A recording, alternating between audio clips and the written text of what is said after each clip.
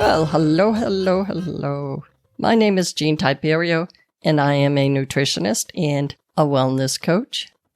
You're listening to episode 255 of Healing Outside the Box. In this episode, I'm going to look into a specific nutrition topic in the news, and it's this: an examination of broccoli sprouts for the treatment of autism spectrum disorder symptoms. Seriously?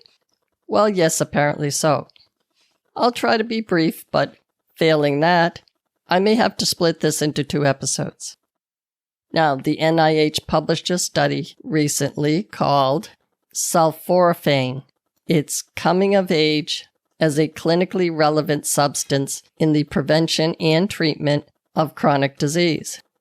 That sparked a lot of interest for obvious reasons, so I'll give you a link in the show notes for that particular article. This subject is near and dear to my heart for a couple of reasons that I'll get into eventually. But first, the substance in broccoli sprouts that we will be talking about is, not surprisingly, called sulforaphane. This substance is present in large amounts, generally in cruciferous vegetables. I love saying that word. It's like something Tony the Tiger would say. Now, these cruciferous vegetables are things like, broccoli, Brussels sprouts, leafy greens like spinach, kale. Now, broccoli flowerets have sulforaphane as well, but researchers found that it would take 1 to 2 cups of broccoli to get the same effect as 1 to 2 tablespoons of broccoli sprouts. The theory here is that sulforaphane, a strong antioxidant, repairs cellular damage caused by oxidative stress or free radicals. But what is oxidative stress, and what has that got to do with autism? I know it sounds like I'm getting into the weeds already, but hold on to your hats, because I promise I'm going to make antioxidants seem like a really good idea. So I called on my Wikipedia expert, aka Mini Jean, to get me a Wikipedia definition of oxidative stress, and here it is. Oxidative stress is a phenomenon caused by an imbalance between production and accumulation of oxygen-reactive species, or free radicals, if you want to simplify it, in cells and tissues, and the ability of a biological system to detoxify these reactive products. Okay, in English, there are possibly many different factors that can stress out our cells and cause them to either age or die off quickly. In addition, the damage to our DNA can translate to a higher risk of both cancer and heart disease. Now, our body can fight off these evildoers that damage our cells, but our body does not have an unlimited ability to do this. Natural compounds like antioxidants can help this battle, and that's what we'll be talking about today. There was another article by NIH in 2017 that explains oxidative stress a lot better than I can, and I'll put that link in the show notes as well. Factors that may increase a person's risk of long-term oxidative stress include, and I know I'm not making any friends here, but 1, a diet high in saturated fat, sugar, and processed foods. 2, obesity. 3, exposure to radiation, say with X-rays or CAT scans. You might also want to include damaging sunburns in this category. 4, smoking cigarettes or other tobacco products. It was no coincidence that baseball players who used that chew tobacco would get cancer of the mouth or colon. 5, excessive alcohol consumption. Not a glass of wine, but larger amounts can damage the lining of our GI tract. It also makes the liver work a lot harder than it needs to, trying to metabolize or detoxify the alcohol. Number 6, certain medications. Now, one example they point out are the different chemotherapy drugs. And yes, I know this is a necessary evil. But I guess my point eventually, if I ever get to it, is that antioxidants will certainly help any of these risk factors. By the way, what I'm doing here is regurgitating what I've heard or read in the literature. It is by no means meant to substitute for good health care. You should always check with your doctor if you're thinking about making any changes in your diet or lifestyle. Your medical team members know you and can best advise you on your health and wellness. Okay, number 7, pollution. Pollution will create the need for our bodies to detoxify the air that our lungs take in. So, say, coal miners and firefighters may need to take more antioxidants than the rest of us in this regard. Number 8, exposure to pesticides, herbicides, or industrial chemicals. That guy that was hired to spray Roundup on school grounds actually just died of cancer. Now, the last thing on this list is extreme stress, and that is really hard to define, but it's on the list. And again, I'll give you the NIH reference if you'd like to look it up. Now, number 10, the thing that is not on this list that I'd like to put on my own personal list here is severe viruses. Viruses have been known to damage cells, and we've known for a long time that viruses can cause cancer. But can viruses cause autism? Some people think yes. So we'll eventually get to autism, but I'm putting all this stuff in so that we can get a better understanding of why sulforaphane might work. So, how do you know that your body is suffering from too much oxidative stress? Basically, what's happening is that our cells are getting damaged faster than our body's ability to repair them. So this can display as signs of aging. Uh-oh. Here we go. Wrinkles and gray hair. Also, decreased eyesight. Also, muscle and/or joint pain. Also, memory loss and/or brain fog. Also, chronic fatigue. Also, susceptibility to infections. And that last one is very important. So, free radicals from the risk factors I've mentioned before can cause oxidative damage to molecules like, say, proteins or even DNA, eventually leading to many chronic diseases such as atherosclerosis, leading to heart attacks or strokes, cancer, diabetes, rheumatoid arthritis, or chronic inflammation. Now, there's another big NIH article. It's on oxidative stress and neurodegenerative diseases. I'll give you a link to that. Okay, here's what this one says. If these problems are caused by oxidative damage, is that why antioxidants are good for us? Yes, that's why.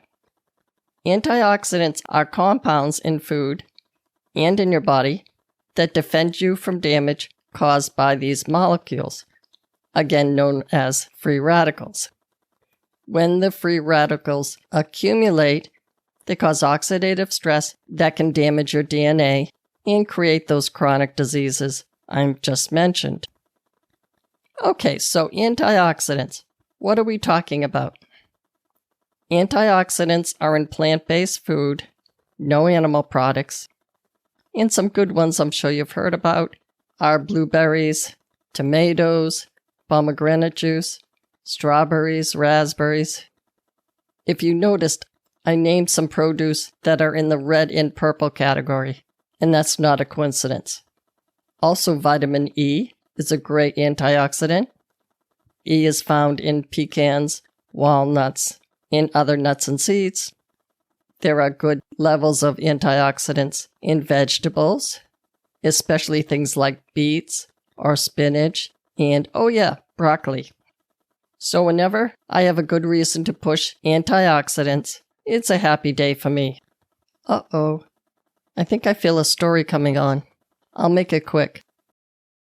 Okay, so I am in school in either the 2nd or 3rd grade, and I'm sitting quietly at my desk next to the window. I always chose seats that were as far away from the teacher as I could get. I was looking down in my own little bubble, reading my book, and I raised my eyes to see a flowered skirt right in front of my field of vision, not 2 feet away. All of a sudden, that peaceful quiet exploded in sound, and I looked up to see my teacher. It was like someone had turned the volume up on my hearing from 0 to 10, and I suddenly heard her yelling out, "Why won't you ever answer me when I call your name?" And I just looked at her with my mouth open because, as far as I was concerned, she hadn't called my name. I was peacefully sitting in utter silence. So she did what so many other people have done, or at least a dozen times, and she sent me to the nurse to check my hearing. Now, of course, I'm a kid, and I want to please my teachers, so I tried really hard to listen to the beeps. And the hearing tests at that time were simply beeps. There'd be a silence for a few seconds, and then when you hear a beep, you're supposed to raise your hand. And I apparently passed, because when there were beeps, I raised my hand. Nobody attempted to ask me questions. So I returned to the classroom, and the teacher apparently was comfortable in the knowledge that I was just being a brat. But I remembered that incident, and at some point after that last incident, it was like I had a light bulb in my brain go off, and I said, I heard the beeps because they were beeps. They were not words. They were not questions that didn't make any sense. They were beeps, and that was the difference. It was as if it suddenly explained everything. Why I felt so lost. Why I couldn't understand what was going on when the other kids tried to talk to me. So I could hear the beeps, but words aren't the same as beeps. You have to understand what the words mean and formulate a response. I distinctly remembering once that a schoolmate said something to me. I don't remember what it was, but let's say she said, "What is your name?" And I heard the words, "your name," like I would often hear the tail end of a question. And I would go over and over in my mind, "Your name. What does that mean? Does she want my name? Or is it her name? Should I say something?" And while I was standing there trying to figure it all out, the girl would walk away. Over the following years, I worked really hard at trying to understand what people were asking me, and I did get better. But I always felt like I was on the outside looking in. It wasn't until my college days that I felt I had a decent command over the language. But anyway, back to broccoli sprouts and autism. As we know now, sulforaphane is an antioxidant present in cruciferous vegetables. So sulforaphane was chosen for these studies because this organic substance had already been studied and shown to fight off some abnormalities associated with oxidative stress and certain cancers. In the past, we also learned that autism itself might be triggered in part by the damaging effects of oxidative stress on the brain. Having said that, the pathology that can create autism is still not understood very well. And keep in mind that no amount of studies or information that you see or hear online can substitute for good medical care from your healthcare team. So please consult your physician if you want to learn more about this. Having said that, here is what the scientists have figured out. In all of us, there is an aging enzyme called TOR, that's spelled T-O-R. kids with autism have a higher level of this TOR enzyme in their bodies.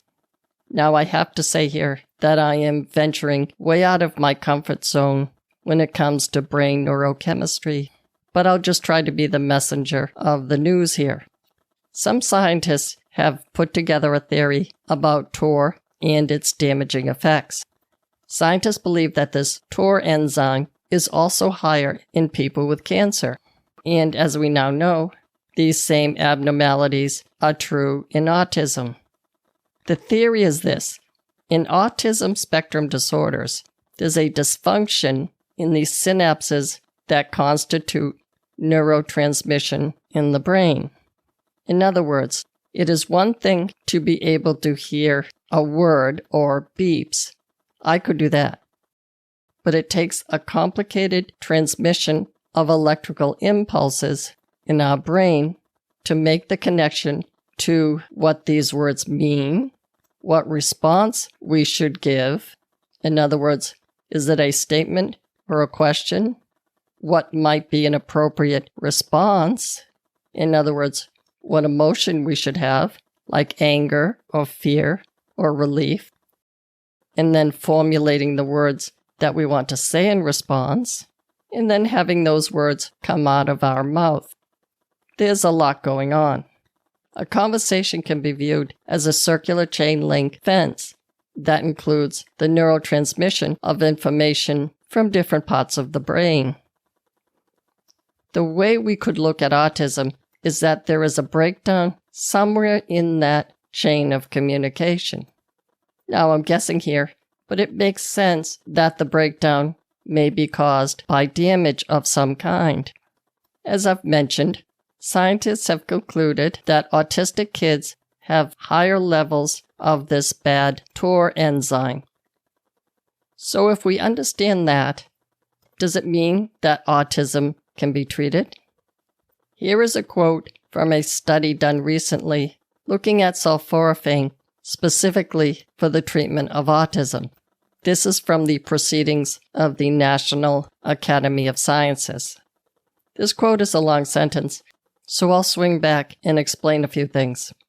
Quote, "There is extensive evidence from unrelated in vitro and clinical studies that sulforaphane counteracts many of the same biochemical and molecular abnormalities associated with autism spectrum disorders, including oxidative stress and lower antioxidant capacity, defects in reduced glutathione synthesis, mitochondrial dysfunction and low oxidative phosphorylation, increased lipid peroxidation, and neuroinflammation.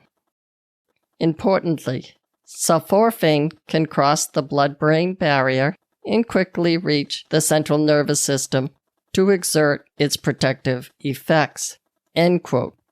Now, I'll break down a few of those items. Oxidative stress we just spoke about. Glutathione is our body's way of producing something that acts as an antioxidant. So if there are defects in producing or synthesizing glutathione, that would mean more cell damage, and sulforaphane counteracts that. Now, mitochondrial dysfunction would be abnormalities in energy production. The mitochondria is the place in the cell where we make energy from protein, carbohydrate, and fats. Now, lipid peroxidation sounds like oxidation, and it is. Fat oxidation can increase our risk of cancer. So antioxidants like sulforaphane would counteract that. And last but not least, neuroinflammation can occur as a response to infections that get into the brain. And again, our sulforaphane counteracts that. So here's what that journal article from the Proceedings of the National Academy of Sciences went on to say. There was a study looking into sulforaphane with a placebo-controlled double-blind study using broccoli sprouts on young men with autism. They did an 18-week study, followed by 4 weeks without the sulforaphane from the broccoli sprouts. These men, or teenage boys, were given the equivalent of either 1 tablespoon or 2 tablespoons of broccoli sprouts in pill form. Because it was a placebo study and they needed a sugar pill, they had to crush or somehow pulverize the broccoli sprouts to put them in a pill. Normally, they would have just used the sprouts. No, I would not go out and get the synthetic sulforaphane in pill form because the synthetic version doesn't seem to work for unknown reasons. And again, dietary sulforaphane from broccoli sprouts was chosen because it has already been shown to combat abnormalities associated with oxidative stress. Now, the placebo group did not get the broccoli sprouts and showed no change. This is to demonstrate that any benefit was not due to special attention paid to the study participants. Although with autism, special attention may not help and may actually be met with a negative response. But it doesn't matter. There was a placebo and there was no change. In the group getting the broccoli sprouts, there were significant improvements in many behaviors. These improvements then disappeared once the broccoli sprouts stopped during the last 4 weeks of the study. They measured the ABC score, or the aberrant behavioral checklist. The aberrant behaviors plunged in the group treated with the broccoli sprouts. This change was noted within 4 weeks of the initial treatment. In terms of social responsiveness, there was also a significant improvement that got better and better during the 18 weeks. The social responsiveness returned to previous levels during the 4 weeks after the broccoli was stopped. The visual observations were conspicuous for both the physicians and the family members. So again, the broccoli sprouts were essentially crushed into a capsule form. This was not a commercial or imitation sulforaphane. That has been shown not to work. But these results are show-stopping news for anyone who has a loved one suffering from this terrible illness. But this brings up a couple of questions in my relatively cynical brain. First, why doesn't everyone know about this? And how can I put more of this stuff into my diet? I'm going to stop here, and I'll get into more details about how we can get more of these phytonutrients into our diet in my next episode. Until then, be well and stay tuned next week for another episode of Healing Outside the Box.